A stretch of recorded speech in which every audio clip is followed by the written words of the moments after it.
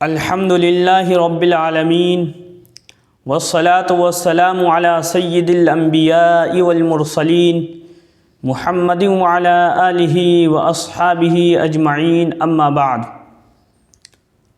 قال اللہ تبارک وتعالی فی القرآن المجید والفرقان الحمید اعوذ باللہ من الشیطان الرجیم بسم اللہ الرحمن الرحیم الحمد للہ الذی انزل علی عبده الکتاب ولم یجعل له عوجا قیما لینذر بأسا شدیدا من لدنہ ویبشر المؤمنین الذین یعملون الصالحات ان لهم اجرا حسنا ماکثین فیہ ابدا صدق اللہ العظیم۔ محترم سامعین حضرات، قرآن پاک کی تفسیر کا سلسلہ شروع ہے۔ کل گزشتہ سورۃ الکہف کی فضیلتیں اور سورۃ الکہف کا شان نزول بیان کیا گیا۔ آج ہم سورۃ الکہف کی آیات کی تفسیر سماعت فرمائیں گے۔ سب سے پہلی چیز یہ ہے کہ اللہ رب العزت نے اس سورت کو کلمہ حمد سے شروع فرمایا۔ اس کے علاوہ اور بھی سورتیں ہیں جن کو اللہ رب العزت نے کلمہ حمد سے شروع فرمایا، جیسے سورۃ الفاتحہ ہے، سورہ فاطر ہے، اور اس سے پہلے جو سورت ہے سورہ بنی اسرائیل، اللہ رب العزت نے اس سورت کو کلمہ سبحان سے شروع فرمایا۔ اور یہ جو دو کلمے ہیں سبحان اور الحمد، یہ اللہ رب العزت کے بڑے پسندیدہ اور اللہ رب العزت کو بڑے مقبول کلمے ہیں۔ بخاری شریف کی سب سے آخری حدیث ہے، نبی پاک صلی اللہ علیہ وسلم نے ارشاد فرمایا، کلمتان حبیبتان الی الرحمن، دو کلمے ایسے ہیں جو رحمان کو بڑے پسند ہیں، خفیفتان علی اللسان، زبان پر بہت ہلکے ہیں، آسانی کے ساتھ سہولت کے ساتھ ہر بندہ ان کو ادا کر سکتا ہے۔ آگے فرمایا ثقیلتان فی المیزان، لیکن جب نام اعمال تولے جائیں گے ترازو میں ان دو کلموں کا وزن بہت زیادہ ہوگا۔ اور وہ دو کلمے کیا ہیں؟ سبحان اللہ و بحمدہ سبحان اللہ العظیم۔ وہاں پر بھی یہ دونوں کلمے ہیں، سبحان اور حمد۔ اللہ رب العزت نے اس سورت کا آغاز، اس کی شروعات کلمہ حمد سے فرمائی ہے۔ حقیقت بات تو یہ ہے کہ انسان چاہے جتنا بھی اللہ رب العزت کی کبریائی، اس کی تعریف، اس کی خوبی بیان کرے، لیکن چاہ کر کے بھی اللہ رب العزت کی عظمت، اس کی کبریائی کی ثنا گوئی ہم نہیں کر سکتے، اس کی خوبی نہیں بیان کر سکتے۔ اسی لیے امام الانبیاء جناب محمد رسول اللہ صلی اللہ علیہ وسلم نے ارشاد فرمایا، اللہ رب العزت سے یوں دعا کی، اللہم لا احصی ثناء علیک، اے اللہ میں آپ کی خوبی، آپ کی تعریف کا احاطہ نہیں کر سکتا، انت کما اثنیت علی نفسک، آپ تو ویسے ہی ہیں جیسے آپ نے خود نے آپ کی تعریف کی ہے۔ مجدد الفسانی رحمۃ اللہ علیہ نے لکھا ہے کہ اگر انسان ایڑی چوٹی کا زور لگا لے پھر بھی اللہ رب العزت کی عظمت، اس کی کبریائی کی تعریف بیان نہیں کر سکتا۔ اللہ رب العزت بڑی خوبیوں اور بڑی عظمت والے ہیں۔ اللہ رب العزت نے یہاں پر بھی کلمہ حمد سے شروعات کی اور فرمایا تمام تعریفیں اللہ کے لیے ہیں۔ اس کائنات کے اندر جتنی بھی چیزیں ہم دیکھتے ہیں، ہمیں اچھی لگتی ہیں، ہم ان کی تعریف کرتے ہیں، در حقیقت وہ رب العالمین کی تعریف ہوتی ہے۔ اس لیے کہ اگر کسی چیز کی تعریف کی جائے تو در حقیقت اس چیز کی نہیں بلکہ اس چیز کے بنانے والی کی تعریف ہوتی ہے۔ اور کائنات میں جو کچھ بھی ہے سب کا خالق رب العالمین ہیں، سب کو پیدا کرنے والے بنانے والے اللہ رب العزت کی ذات ہے، تو اس کائنات میں جتنی بھی چیزوں کی تعریف اور خوبی بیان کی جائے گی در حقیقت وہ رب العالمین کی تعریف اور خوبی ہوگی۔ اللہ رب العزت نے ارشاد فرمایا، تمام تعریفیں اللہ کے لیے ہیں جس نے اپنے بندے محمد صلی اللہ علیہ وسلم کے اوپر کتاب کو نازل کیا۔ عبد سے مراد نبی پاک صلی اللہ علیہ وسلم کی ذات ہے، اور کتاب سے مراد قرآن مجید ہے۔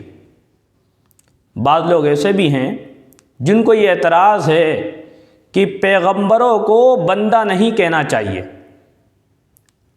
بندے کہنے میں پیغمبروں کی توہین ہے۔ بندے تو ہم جیسے لوگ ہوتے ہیں، اور بندوں سے کوتاہیاں بھی ہوتی ہیں، گناہ بھی ہوتے ہیں۔ بندے سر سے لے کر پیر تک گناہوں میں ڈوبے ہوئے ہوتے ہیں۔ گویا کہ ان کا یہ کہنا ہے پیغمبروں کو بندہ کہنا در حقیقت پیغمبروں کی توہین ہے، حالانکہ ان کا یہ سمجھنا غلط ہے، ان کا نظریہ غلط ہے، اس لیے کہ انہوں نے اپنے آپ کو بندہ سمجھ رکھا ہے، حقیقت میں بندے نہیں ہیں۔ بندہ تو بڑی اونچی ذات کو کہتے ہیں، بڑا اونچا مقام ہے۔ مولانا رومی رحمۃ اللہ علیہ نے مثنوی شریف کے اندر ایک قصہ لکھا ہے۔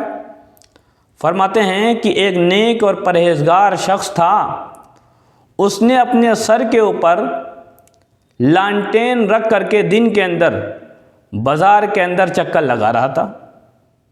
لوگوں نے کہا، بڑے میاں آپ کی عقل تو ٹھیک ہے، دن ہو رکھا ہے، سورج پوری روشنی کے ساتھ چمک رہا ہے، سورج کی روشنی کم ہے جو آپ چراغ لے کر کے آئے ہو، لانٹین لے کر کے آئے ہو، کیا چیز ڈھونڈ رہے ہو؟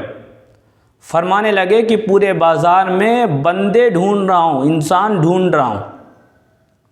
لوگوں نے کہا، بازار جن سے بھرا ہوا ہے، انسانوں سے، بندوں سے، تمہیں بندے نظر نہیں آتے؟ تو فرمانے لگے کہ یہاں پر انسان اور بندے نہیں ہیں، یہاں پر انسانوں کی، بندوں کی چمڑی اوڑھ رکھی ہے لوگوں نے، بندوں کی چمڑی چڑھا رکھی ہے اپنے اوپر، حقیقت میں وہ بندے نہیں ہیں۔ حدیث پاک میں آتا ہے، جناب محمد الرسول اللہ صلی اللہ علیہ وسلم نے ارشاد فرمایا، ایک وقت ایسا آئے گا کہ لوگوں کی شکلیں انسانوں جیسی ہوں گی، وَقُلُوبُهُمْ قُلُوبُ الذِّئَابِ، لیکن ان کے دل بھیڑیوں کی دل کی طرح ہوں گے، بھیڑیوں کی طرح ہوں گے۔ جیسا بھیڑیا درندہ ہے، انسانوں کا دشمن ہے، انسان بھی ایسا ہی انسانوں کا دشمن ہوگا۔ آج حالات ایسے ہی ہیں۔ لوگ آج کل اپنے سگے نسبتی بھائی کے اوپر بھروسہ نہیں کرتے، رشتہ داروں پر بھروسہ کرنے کے لیے تیار نہیں، کب کون کیسے ہمیں دھوکہ دے دے گا۔ تو حقیقت میں بندہ کہنا پیغمبروں کو توہین نہیں ہے، کمی اور کوتاہی اس بات کی ہے کہ ہم نے اپنے آپ کو بندہ سمجھ رکھا ہے، حالانکہ بندہ بہت اونچی چیز ہے۔ اللہ تعالیٰ صحیح معنی میں ہمیں انسان اور بندہ بنا دے۔ اور اگر یہ مان لیا جائے کہ بندہ کہنے سے نبیوں کی توہین ہوتی ہے، تو اللہ رب العزت کبھی بھی پیغمبروں کے لیے اور جناب محمد الرسول اللہ صلی اللہ علیہ وسلم کے لیے قرآن پاک میں لفظ عبد کا استعمال نہیں فرماتے۔ حالانکہ دیکھا جائے، ہم نماز میں، پانچوں نمازوں میں، وتر میں، سنتوں میں، نوافل میں بار بار پڑھتے ہیں، اشہد ان لا الہ الا اللہ و اشہد ان محمدن عبدہ و رسولہ، اور جب تک اتحیات نہ پڑھ لیں تو نماز مکمل نہیں ہوتی۔ تو کیا ہم بار بار نماز میں نبیوں کی، پیغمبر کی توہین کر رہے ہیں؟ نبی پاک صلی اللہ علیہ وسلم دنیا میں تھے، عبد تھے، بندے تھے۔ معراج پر گئے تو عبد تھے، بندے تھے، اور آسمانوں کی بلندیوں پر گئے تب بھی عبد تھے، اور وہاں سے آئے تو عبدہ و رسولہ کا تحفہ لے کر کے آئے۔ قرآن پاک میں اسی لفظ کے ساتھ آپ کو تعبیر کیا گیا ہے۔ فرمایا سبحان الذی اسری بعبدہ، معراج کا ذکر ہے۔ اور جب آسمانوں کی بلندی پر پہنچے فَأَوْحَى إِلَىٰ عَبْدِهِ مَا أَوْحَىٰ، وہاں پر بھی عبد ہے، اور جب واپس آ رہے ہیں تو عبدہ و رسولہ کا تحفہ لے کر کے آ رہے ہیں۔ تو عبد کہنا نبی کی توہین نہیں ہے۔ دوسری چیز، اللہ رب العزت نے ارشاد فرمایا تمام تعریفیں اللہ کے لیے ہیں جس نے اپنے بندے محمد صلی اللہ علیہ وسلم کے اوپر کتاب کو نازل کیا، قرآن مجید کو۔ وَلَمْ يَجْعَلْ لَهُ عِوَجًا، اور اس کتاب کے اندر کسی بھی قسم کی کوتاہی اور خامی نہیں رکھی۔ یہ کتاب تمام کوتاہیوں سے، خامیوں سے پاک و صاف ہے۔ اس کی عبارت صاف اور سلیس ہے، کلام فصیح اور بلیغ ہے، اور اس کی تعلیم انقلابی تعلیم ہے۔ تاریخ اٹھا کر کے دیکھیے، بے شمار ہزاروں صفحات تاریخ کے اس سے پر ہیں کہ قرآن پاک کی تعلیم سے کتنا بڑا انقلاب آیا ہے۔ ہزاروں بے شمار لوگوں نے قرآن پاک کی تعلیم کی وجہ سے اسلام قبول کیا ہے، اور آج بھی صحیح معنی میں قرآن پاک کی تعلیم کو جو سنے گا، پڑھے گا، وہ اسلام کا ہو کر کے ہی رہتا ہے۔ زیادہ دور جانے کی بات نہیں ہے، اور لمبے چوڑے واقعات بیان کرنے کا وقت بھی نہیں ہے۔ خلیفہ دوم حضرت عمر ابن خطاب رضی اللہ تعالیٰ عنہ کو کون نہیں جانتا؟ دوسرے نمبر کے خلیفہ ہیں، جلیل القدر جو ہے صحابی ہیں، اللہ کے نبی علیہ الصلاۃ والسلام نے کتنی ان کو فضیلتیں ان کی بیان فرمائی ہیں۔ اور اگر آپ دیکھیں گے حضرت عمر ابن خطاب رضی اللہ تعالیٰ عنہ کے ایمان لانے کا سبب یہ قرآن مجید کی تعلیم ہی تھی۔ قرآن کی تعلیم، قرآن کی وجہ سے انہوں نے اسلام قبول کیا تھا۔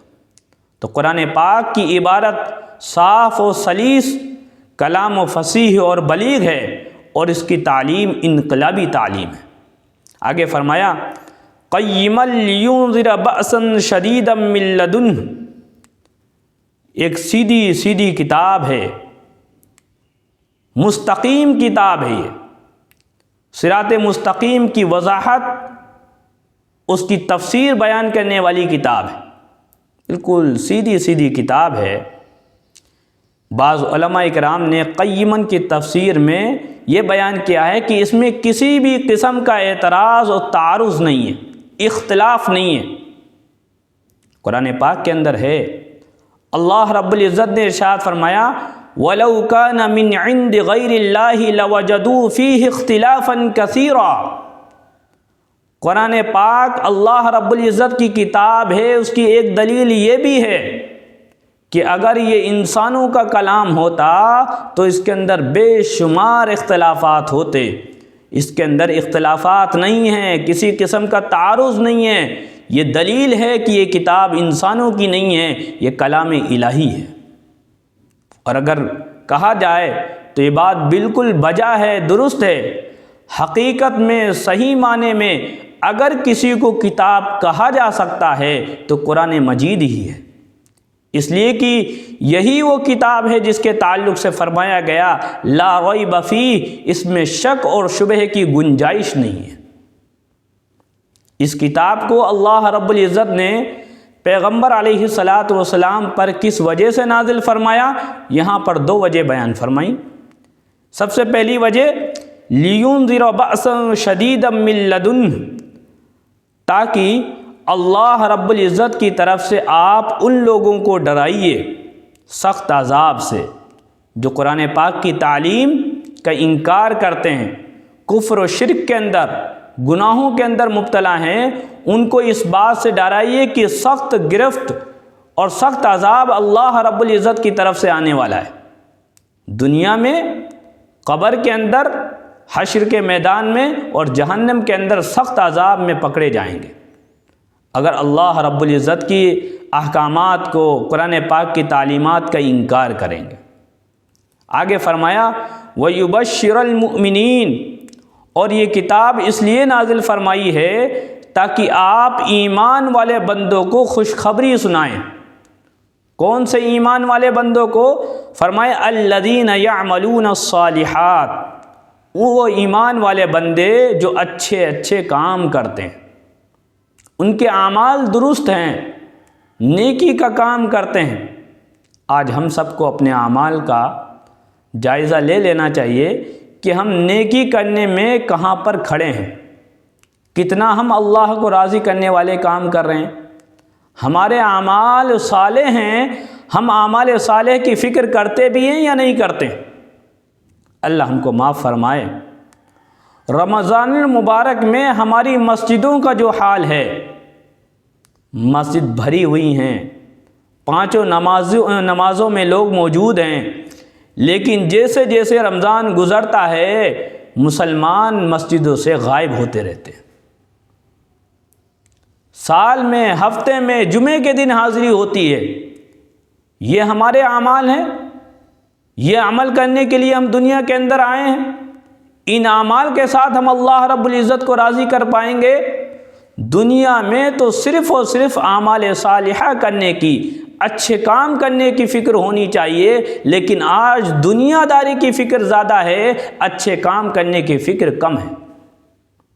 حالانکہ صحابہ کرام کی جس خوبی کا قرآن پاک کے اندر ذکر کیا گیا ہے، اللہ رب العزت نے ارشاد فرمایا انہم کانوا یسارعون فی الخیرات، صحابہ کرام نیکی کے کاموں میں بڑھ چڑھ کر کے حصہ لینے والے لوگ تھے، ایک دوسرے سے سبقت کرتے تھے، نیکی کے کاموں میں ایک دوسرے سے بڑھا کرتے تھے، گناہ کے کاموں میں نہیں، گناہوں سے توبہ استغفار کرنے والے لوگ۔ دنیا اور جہان کو صرف اپنے رب کی رضا کے اوپر قربان کر دینے والی جماعت تھی وہ۔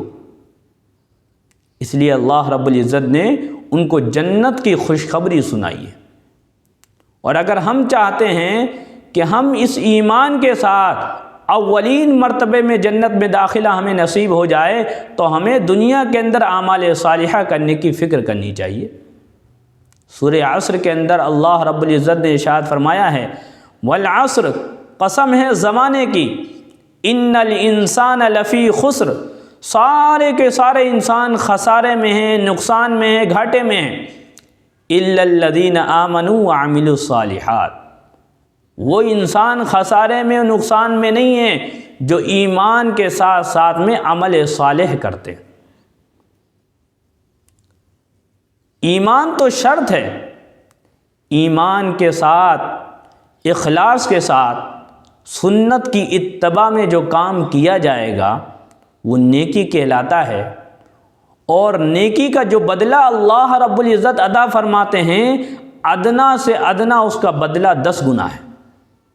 قرآن پاک میں ہے، اللہ رب العزت نے ارشاد فرمایا من جاء بالحسنۃ فلہ عشر امثالها، جو ایک نیکی لے کر اللہ کے لیے، اللہ کے دربار میں ایک نیکی لے کر کے حاضر ہوگا، اللہ کے لیے ایک نیک کام کرے گا، اللہ تعالیٰ اس کو 10 گنا بدلہ عطا فرمائیں گے۔